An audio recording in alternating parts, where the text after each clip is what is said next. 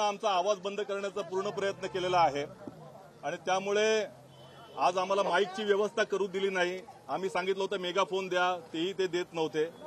हे या ठिकाणी आम्ही आज मुंबईकरांसाठी प्रदूषण मुक्त मुंबई हे मिशन घेऊन आम्ही आलेलो आहोत।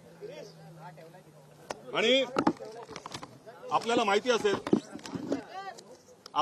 असेल की मुंबई महानगरपालिकेची निवडणूक ही समोर आल्यानंतर महायुतीमधल्या सगळ्या लोकांनी मुंबईकरांच्या जीवनाशी निगडीत असे जे प्रश्न आहेत, गेले 3 वर्ष यांची सत्ता आहे, त्याच्या अगोदर 25 वर्ष हे लोक सत्तेमध्ये होते, परंतु त्या मुद्द्यांवरनं यांना त्या ठिकाणी त्यांचं अपयश झाकायचं आहे, पळ काढायचं आहे।